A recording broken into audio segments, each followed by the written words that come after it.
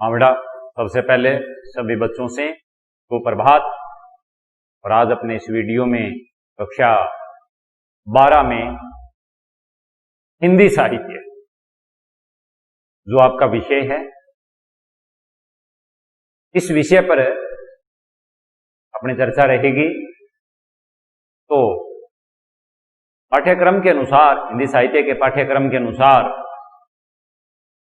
दूसरी जो इकाई है 16 नंबर की, उसमें पूर्व में काव्य के गुण दोष हो चुके हैं। दूसरी इकाई का पहला बिंदु काव्य के गुण दोष है, वो करवा दिए हैं मैंने। दूसरा बिंदु है छंद विधान का। तो इससे पूर्व की दो वीडियो में भी मैंने छंदों पर ही चर्चा की है। आज फिर अपनी छंद पर ही बात रहेगी। यहां देखिए बेटा, कल जो मैंने बात बताई आपको छंदों को लेकर के, उसी संदर्भ में अब आगे चल रही है। ये छंदों से जुड़ी हुई बातें हैं कि कुछ ऐसी शब्दावली होती है, कुछ ऐसे शब्द होते हैं जिनका संबंध छंद विधान से है। जब हम छंद करते हैं, उनको पढ़ते हैं, समझते हैं, तो उससे पहले उस शब्दावली के बारे में ज्ञान होना जरूरी है। उसी संदर्भ में मैं आगे अपनी बात बढ़ा रहा हूं, अपनी चर्चा को आगे बढ़ा रहा हूं। उसमें आगे आता है चरण। चरण किसको कहते हैं, बात चलेगी। पहला चरण, दूसरा, तीसरा, चौथा चरण, इस तरह से ये बातें होती रहेगी। तो चरण का मतलब क्या है? देखिए बेटा, एक सामान्य सी बात है। कोई भी जो छंद होता है, सामान्यतः प्रत्येक छंद के अंदर 4 पंक्तियां होती है।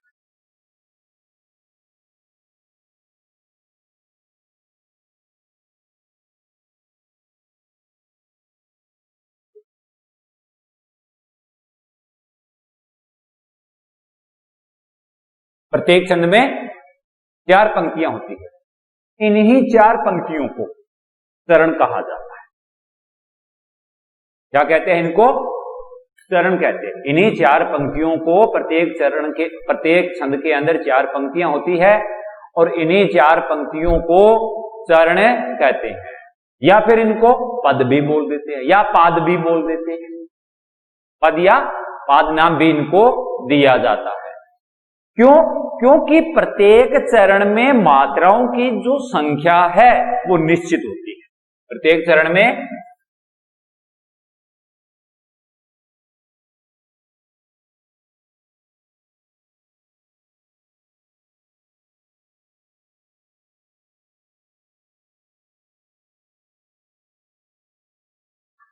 निश्चित होती है। प्रत्येक चरण जो होगा, प्रत्येक चरण में मात्राओं की संख्या निश्चित होगी। अब कई बच्चों के मन में ये बात आ रही होगी, ये संख्या कैसे होगी, किस तरह से होगी। देखिए बेटा, जब हम आगे इन छंदों को करेंगे तो ये बातें आपके अपने आप समझ में आ जाएगी बेटा। लेकिन मैं जो यहां आपको बता रहा हूं, उन्हीं बातों को समझना जरूरी है बेटा। सामान्यतः प्रत्येक छंद के 4 चरण होते हैं। इन्हीं चरणों को पद भी बोल देते हैं, या पाद नाम भी दिया जाता है। और प्रत्येक चरण में मात्राओं की संख्या है वो निश्चित होती है। जैसे उदाहरण देखिए, पुरही फरही न बेंत।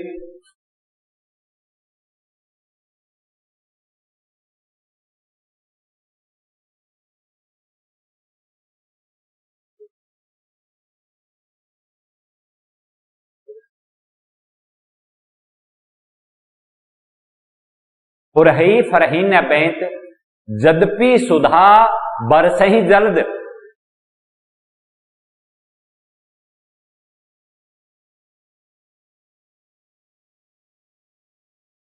पुरही फरही न बेंत, यद्यपि सुधा बरसहि जल्द।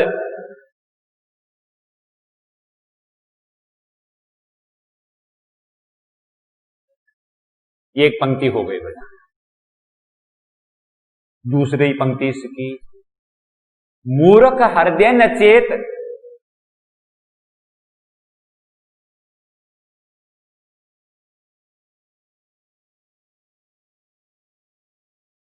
मूर्ख हृदय न चेत, जो गुरु मिलही बिरंची सम।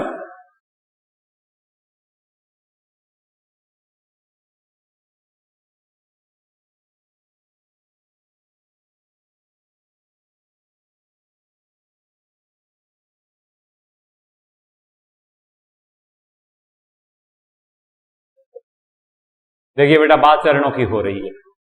अब दो पंक्तियां हैं, पुरही फरही न बेन, थोड़ा कोमा लगा करके हम रुके हैं। जदपि सुधा बरसई जलद, ये पहला चरण हो गया, ये इसका दूसरा चरण हो गया। मूर्ख हृदय न चेत कोमा, ये तीसरा चरण। जो गुरु मिलही ब्रंची सम, ये चौथा चरण। इसका मतलब कि ये एक छंद है, ये एक छंद है और इसकी 4 पंक्तियां, इन्हीं 4 पंक्तियों को चरण कहा जाता है और प्रत्येक चरण की मात्राओं की संख्या निश्चित होती है, ये याद रखना है चरण के लिए। इसके बाद में अगला जो शब्द चरणों से जुड़ा हुआ है वो है यति। चरण के बाद में यति, यति, यति शब्द का अर्थ होता है ठहरना। यति शब्द का अर्थ क्या होता है? ठहरना। किसी भी छंद को पढ़ते समय जिस स्थान पर कुछ समय के लिए विराम देना होता है या उसके अंदर विराम आता है, उसको यति कहते हैं। क्या कहते हैं उसको? यति। मतलब यति का अर्थ क्या हो गया? ठहरना। और किसी भी छंद को पढ़ते समय जिस स्थान पर, उसमें जिस स्थान पर कुछ समय के लिए ठहरना पड़ता है, कुछ समय के लिए उसको विराम देना होता है, उसको क्या कहते हैं? यति कहते हैं। जैसे बड़ा बया तो क्या बया, जैसे पेड़ खजूर।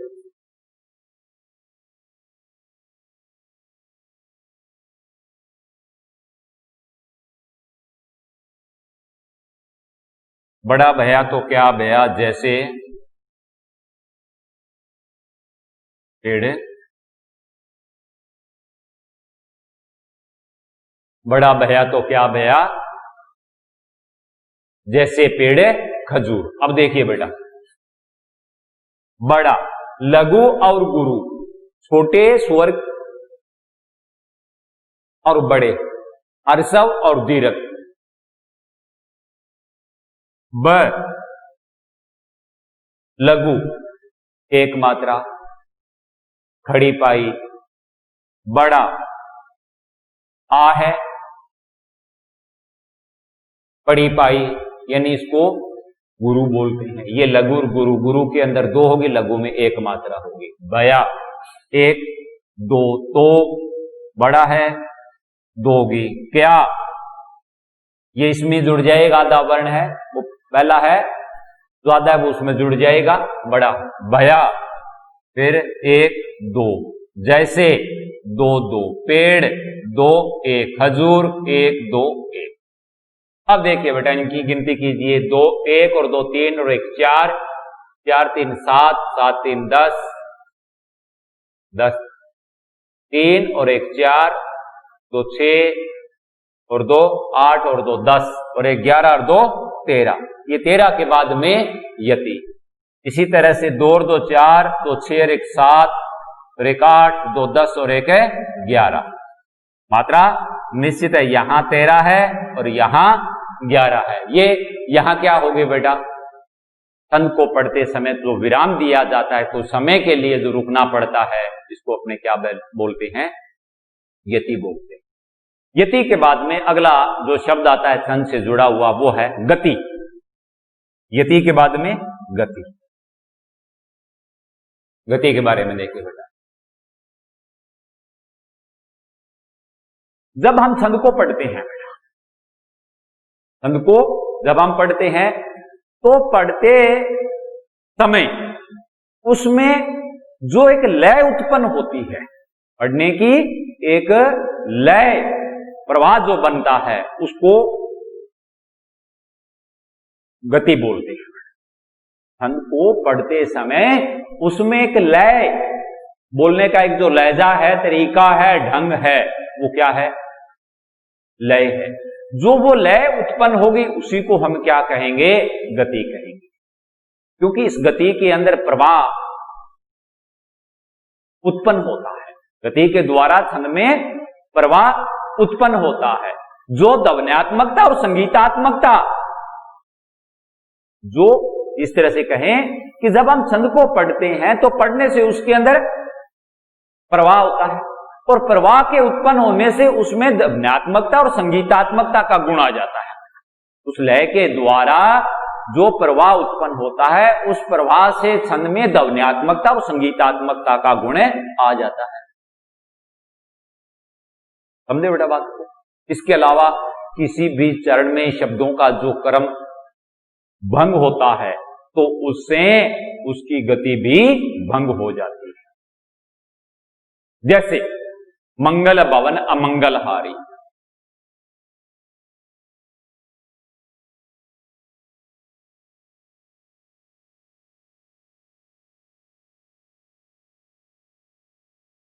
मंगल भवन अमंगलहारी पढ़ने की एक लय है, एक गति है, जिसमें एक प्रभाव उत्पन्न हो रहा है। मंगल भवन अमंगलहारी दुर्बहु सुदरस्त अजिर बिहारी, दुर्बहु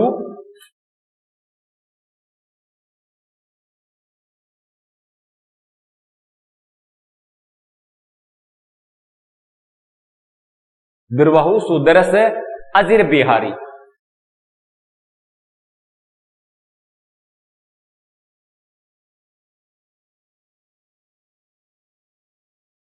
दुर्बहु सदरस्त अजिर बिहारी। देखिए बेटा, मंगल भवन अमंगलहारी दुर्बहु सुदरस्त अजिर बिहारी, ये चौपाई छंद है बेटा। छंद कौन सा? ये चौपाई है। अब जब हम पढ़ते हैं तो पढ़ते समय पाठक के मुंह के द्वारा जो ध्वनि निकलती है, उस ध्वनि से जो प्रभाव पैदा हो रहा है, जो एक लय पैदा कर रहा है। अब हम जानते हैं बेटा कि किसी भी चरण में शब्दों का क्रम भंग करने से उसकी गति भी भंग हो जाती है। अब इसमें शब्दों का जो क्रम है वो व्यवस्थित तरीके से है, या इस प्रकार से है कि उसके कारण अपने आप के अंदर एक लय पैदा होती है। व्यवस्थित क्रम होने से उसमें लय गति है वो पैदा होती है, और यह क्रम यदि भंग हो जाए तो गति भी भंग हो जाएगी। शब्दों के क्रम भंग होने से, शब्दों के क्रम भंग होने से इसकी गति भी क्या हो जाएगी? भंग हो जाएगी। जैसे अब मंगल भवन अमंगलहारी, भवन अमंगल मंगलहारी पंक्ति हमारी, मंगल भवन अमंगलहारी, अगर इसका क्रम भंग करे भवन मंगल अमंगलहारी, तो गति भंग होगी, और गति भंग होने के साथ अर्थ भी क्या हो गया? प्रभावित हो गया बेटा। अब वो पहले जैसा अर्थ नहीं निकलेगा, और इससे छंद भी अपने आप में क्या हो जाएगा? दोषपूर्ण हो जाएगा। तो ये है गति की बात। इसके बाद में अगली बात आती है तुक।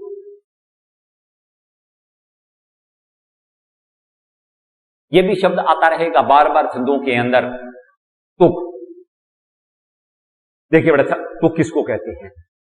सामान्य सी बात है कि छंदों के चरणों के अंत में, छंद के जो चरण होते हैं, जो मैंने बताई है कि एक छंद में मतलब जो पंक्तियां होती है, 4 पंक्तियां होती है, वो चरण होते हैं बेटा। तो छंदों के चरणों के अंत में ध्वनि की, मुंह से निकलने वाली जो ध्वनि है, ध्वनि की समानता को तुक कहते हैं। जैसे मंगल भवन अमंगलहारी दुर्बहु सुदरस्त अजरे बिहारी, ई हारी बिहारी, ये जो ध्वनि की समानता है दोनों में, मंगल भवन अमंगलहारी दुर्बहु सुदरस्त अजर बिहारी, ध्वनि के अंत में जो ध्वनि अंत में निकल रही है उसमें दोनों ही पंक्तियों में समानता है, और इसी समानता को क्या कहते हैं? तुक कहते हैं। छंदों के चरणों के अंत में ध्वनि की जो समानता होती है उसको तुक कहते हैं। समान ध्वनि वाले छंद तुकांत कहलाते हैं। अब ये जो छंद है ये क्या कहलाएगा? समान तुकांत। समान तुकांत,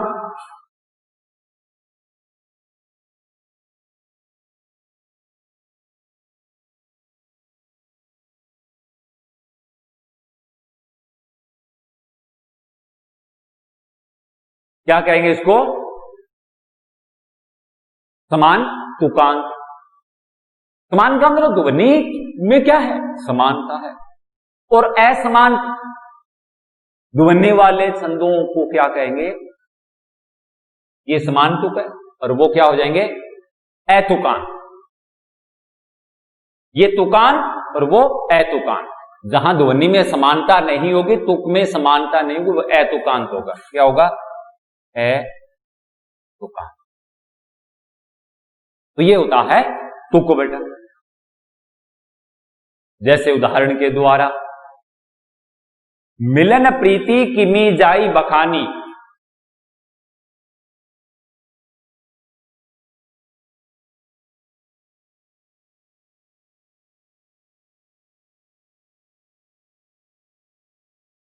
तुक का उदाहरण है बेटा,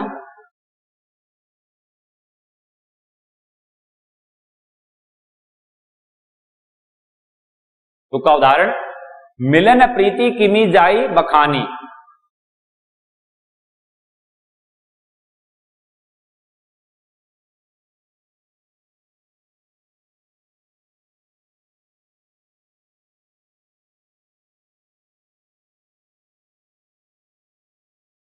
मिलन प्रीति किम जाई बखानी,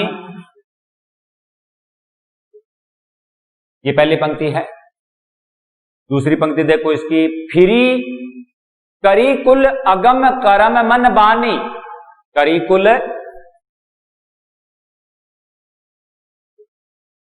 मिलन प्रीति किमी जाई बखानी, करी कुल अगम करम मन बानी।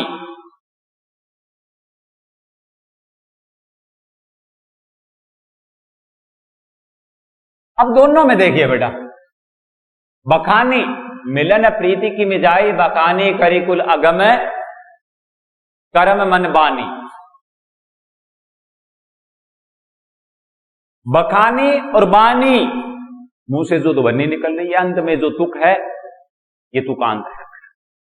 दोनों में समानता है, समान ध्वनि है, तो इसको क्या कहते हैं? तुक कहते हैं। ये चौपाई है, इसमें बखानी और बानी, ये चौपाई छंद है, और इसमें जो बखानी है और बानी है, ये समान ध्वनि के हैं, इसलिए इनको क्या कहते हैं? तुक कहते हैं। तो ये है छंदों से जुड़ी हुई जो जरूरी बातें थी बेटा, समझ गए होंगे बेटा। अब आगे अपने मुख्य जो छंद है, अपने उन छंदों पर चर्चा करते हैं।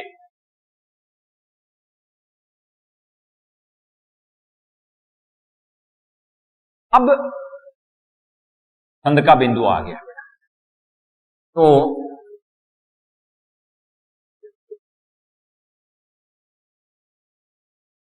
अब हम आगे बात करेंगे छंद के प्रकार या छंद के भेद। अभी उस जगह पर नहीं पहुंचे हैं बेटा, उससे पहले यद्यपि मैंने आपको बताया था गीतिका, हरि गीतिका, दुरुत विलंबित, वंश सवैया आदि, दोहा सोरठा, ये छंद आपके पाठ्यक्रम में, इन छंदों को आगे चल करके करेंगे। इससे पहले हमें ये पढ़ना है, हमें ये देखना है कि छंद है उसके भेद कितने हैं, वो कितने प्रकार के हैं। मूलतः छंदों के दो भेद होते हैं। कितने होते हैं? दो भेद होते हैं। एक मात्रिक छंद और दूसरा होता है वर्णिक छंद। छंद के भेद या छंद कितने प्रकार के हैं? दो प्रकार के, दो भेद होते हैं इसके, एक मात्रिक छंद और दूसरा वर्णिक छंद। समझिए बेटा इस बात को। अब हम अपने पढ़ेंगे भी मात्रिक छंद कौन सा है। नाम से ही पता चल रहा है बेटा, क्या पता चल रहा है? नाम से आभास हो रहा है मात्रिक, जिस छंद के अंदर मात्राओं की संख्या निश्चित होगी बेटा, मात्रिक छंद।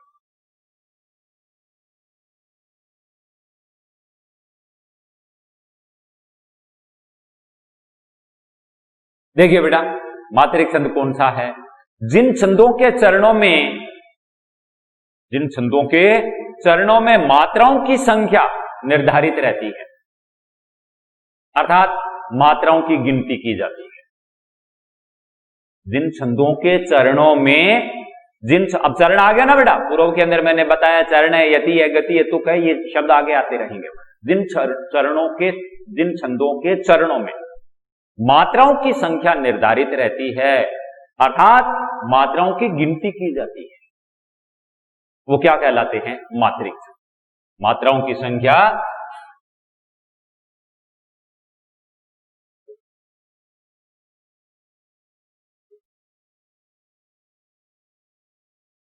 निश्चित या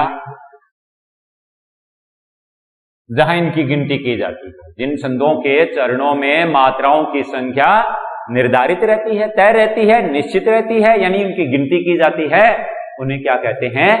मात्रिक छंद कहते हैं। और ये मात्रिक छंद कौन कौन से हैं? दोहा, सोरठा और चौपाई। कौन से हैं? दोहा,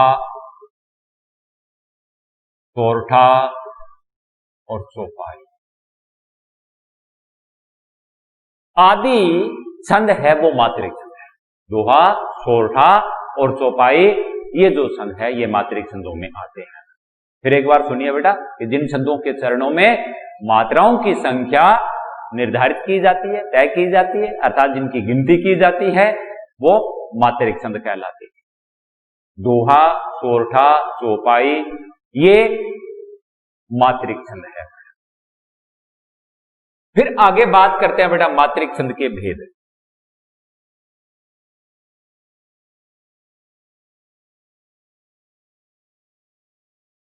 आगे फिर आ जाएगा मात्रिक छंद, फिर आगे बढ़ जाएगा, या इस तरह से देख लीजिए आप।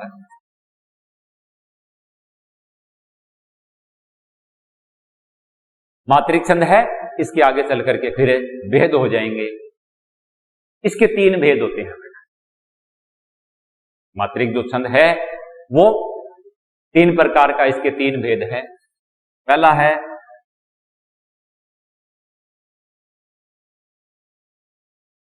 सममात्रिक छंद, दूसरा विषम मात्रिक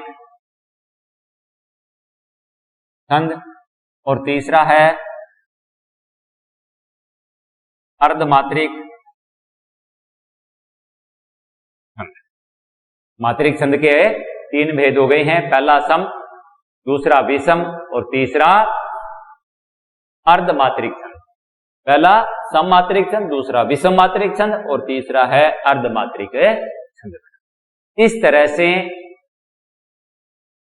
मात्रिक जो छंद है उसके 3 भेद हैं।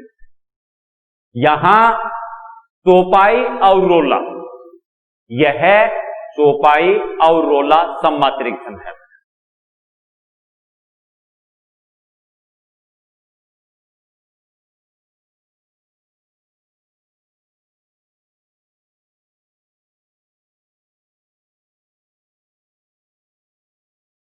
आगे आगे जैसे आएंगे मैं आपको बताता रहूंगा।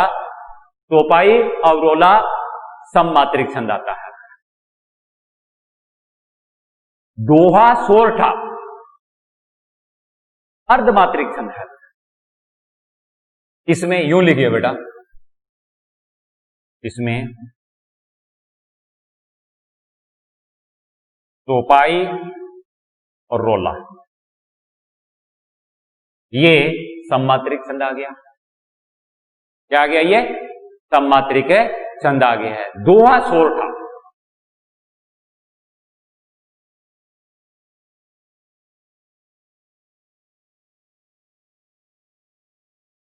दोहा और सोरठा है अर्धमात्रिक छंद है। दोहा और सोरठा अर्धमात्रिक छंद है बेटा। इसके बाद में सवैया और द्रुत विलंबित, सवैया और द्रुत विलंबित ये विषम मात्रिक छंद है बेटा।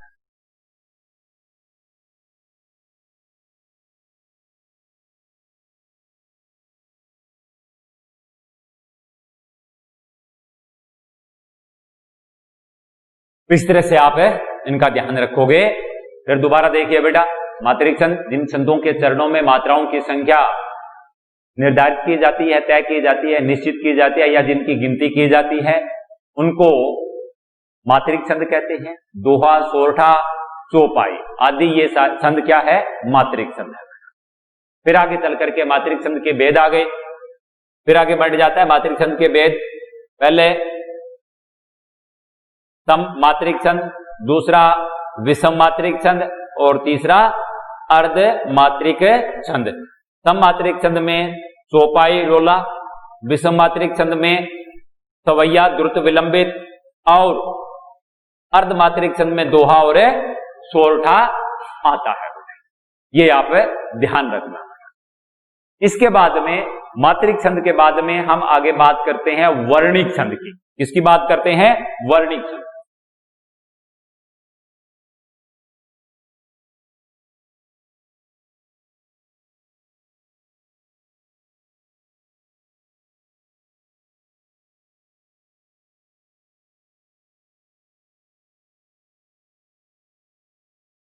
अब बेटा मात्रिक जो छंद था उसमें मात्राओं की गिनती की जाती थी। अब नाम से ही पता चल रहा है वर्णिक, वर्णिक के अंदर क्या होगा? मात्राओं की जगह वर्ण आ जाएंगे। पहले में मात्राएं थी तो यहां मात्राओं की जगह क्या आ जाएगा? वर्ण आ जाएगा। कि जिन छंदों के चरणों में वर्णों की संख्या निश्चित एवं गणबद्ध रहती है। वर्णिक छंदों के लिए जो परिभाषा है वो यह है कि जिन छंदों के चरणों में वर्णों की संख्या निश्चित एवं गणबद्ध रहती है।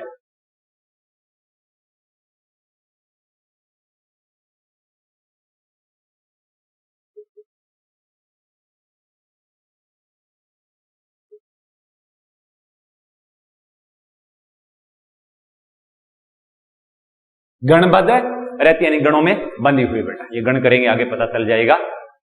यद्यपि मैंने आपको गण निकालने का तरीका है वो कल जिसे पूर्व की वीडियो में आपको बताया था। तो वर्णिक छंद जिन छंदों के चरणों के वर्णों में, जिन छंदों के चरणों के वर्णों में वर्णों की संख्या निश्चित रहती है, गणबद्ध रहती है, उसको वर्णिक छंद कहते हैं। इसके प्रत्येक चरण में वर्णिक छंदों में है बेटा, वर्णिक छंदों में ध्यान देना यहां कि इसके प्रत्येक चरण में 1 से लेकर 26 तक वर्ण होते हैं।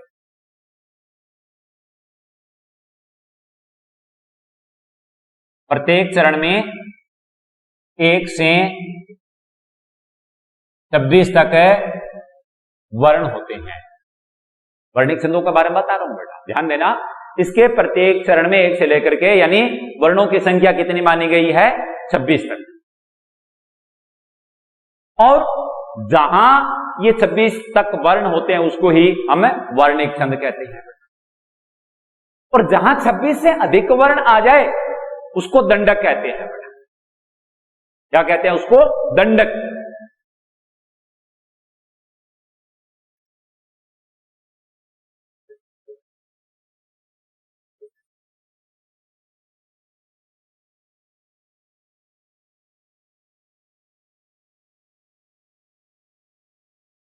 छब्बीस से अधिक, 26 से अधिक यानी 32 तक। कहां तक होगी इनकी संख्या? 32 तक। 26 से अधिक 32 तक संख्या वाले वर्णों की संख्या वाले, 26 से अधिक यानी 32 संख्या तक के वर्णों को क्या कहते हैं? वर्णों की संख्या वाले छंद को क्या कहते हैं? दंडक कहते हैं। 26 से ज्यादा यानी 32 वर्णों तक की संख्या वाले छंद को दंडक कहते हैं। बात आई सुनने? वंशस्थ और द्रुत विलंबित, दंडक में कौन सा आ जाएगा? वंशस्थ।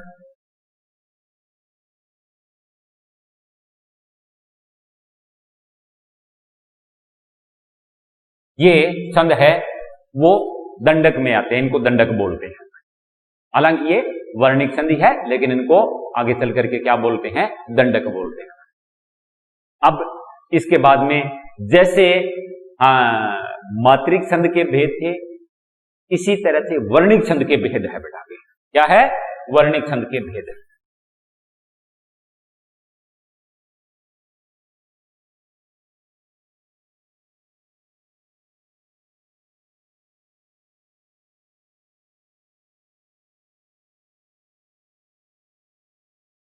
हमने ये चीज पढ़ ली है बेटा, जान लिया है कि मात्रिक छंद कौन से हैं और वर्णिक छंद कौन से हैं। मात्रिक छंदों में मात्राओं की संख्या निश्चित होती है और वर्णिक छंदों के अंदर वर्णों की संख्या निश्चित होती है।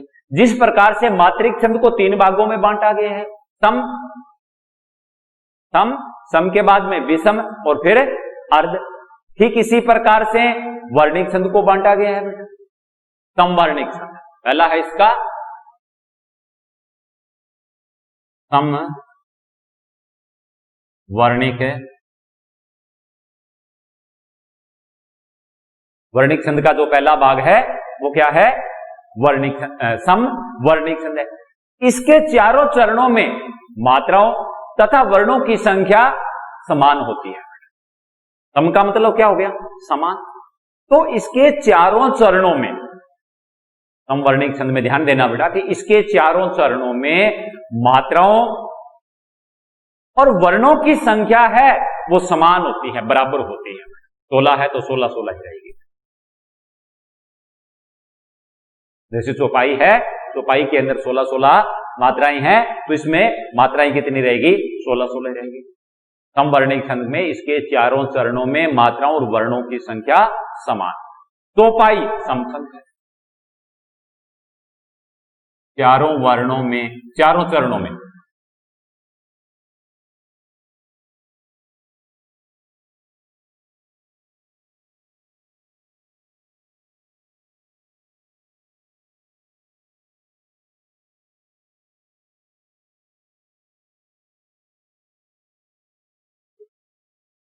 समान होगी।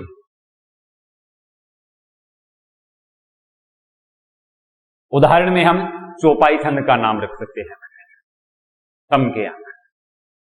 अब फिर समवर्णिक छंद के आगे भेद और हो जाते हैं, उलझने की जरूरत नहीं है। समवर्णिक छंद के भेद, समवर्णिक छंद के भेद, पहला है साधारण समवर्णिक छंद।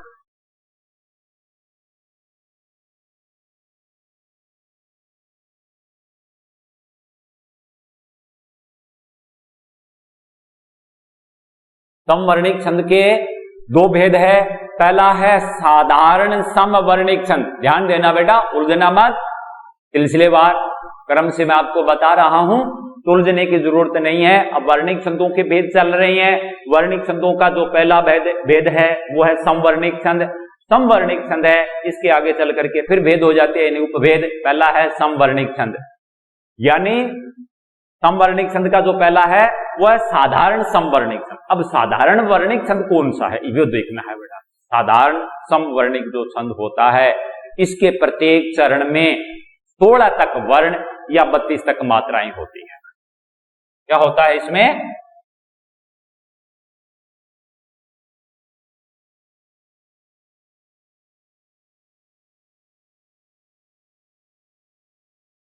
चौपाई आदि आ गया इसके अंदर बेटा।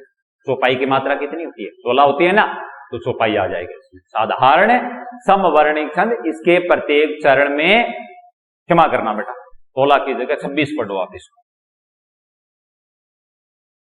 हाँ बेटा, मुंह से निकल गया, क्षमा करना इसके लिए मेरे। साधारण समवर्णिक छंद, इसके प्रत्येक चरण में 26 वर्ण या 32 तक मात्राएं होती है बेटा। 26 तक है वर्ण या फिर 32 तक है मात्राएं होगी। इसको साधारण समवर्णिक छंद कहते हैं। क्या कहते हैं इसको? साधारण समवर्णिक छंद। इसका दूसरा है दंडक समवर्णिक छंद।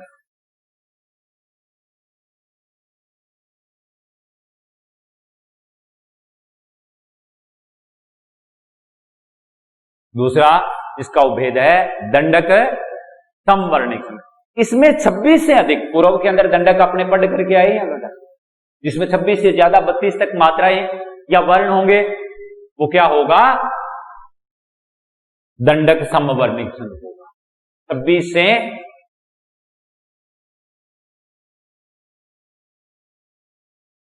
32 तक दंडक समवर्णिक छंद में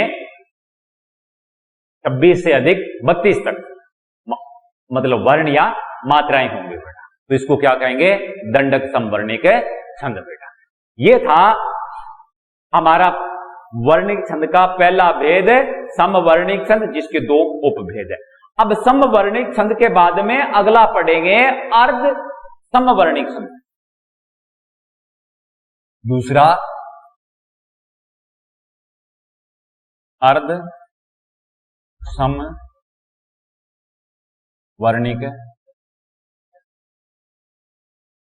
वर्णिक छंद का पहला आ गया समवर्णिक छंद, जिसके दो भेद आ गए हैं। उसके बाद में अगला 2 नंबर आ रहा है अर्ध वर्णिक छंद। जैसे मात्रिक छंद के 3 भेद थे, उसी तरह से वर्णिक छंद के भी 3 भेद है बेटा। तो पहला हो गया समवर्णिक छंद और दूसरा है अर्ध समवर्णिक छंद। इसमें ध्यान देना बेटा, अब अर्ध में थोड़ा गौर करना, ध्यान देना। इसमें पहले तथा तीसरे, इसमें पहले तथा तीसरे चरण, पहला तीसरा, देखिए बेटा मैंने आपको पूर्व के अंदर चरण बताए थे, तो लगातार पहला दूसरा एक पंक्ति में आ गया, दूसरी पंक्ति में तीसरा और चौथा हो जाएगा, यानी 2 पंक्तियां है तो चरण 4 हो गए। पहली पंक्ति में 1 2 और दूसरी पंक्ति में 3 और 4 चरण हो गए ना। तो पहला और तीसरा, इसमें पहला और तीसरा और दूसरे और चौथे चरणों के वर्णों में या वर्णों की जो संख्या है वो समान होती है। पहले और तीसरे व दूसरे और चौथे चरणों की वर्णों की संख्या समान होती है बेटा। जैसे मान लो इस तरह से हो गया बेटा, एक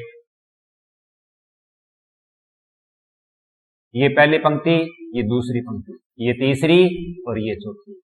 तो ये समानता कहां होगी बेटा? पहले और तीसरे में, दूसरे और चौथे में। तो अर्ध समवर्णिक छंद है, इसमें पहला और तीसरा, उसके बाद में दूसरा और जो चौथा होगा, इन वर्णों की संख्या में समानता होगी। और इसमें दोहा और सोरठा आता है। कौन सा आता है? दोहा और सोरठा छंद इसमें आता है। और इसके बाद में अब अंतिम इसका रह गया वर्णिक छंद का। पहला हो गया समवर्णिक छंद है, दूसरा अर्ध समवर्णिक छंद हो गया, और तीसरा है विषमवर्णिक छंद।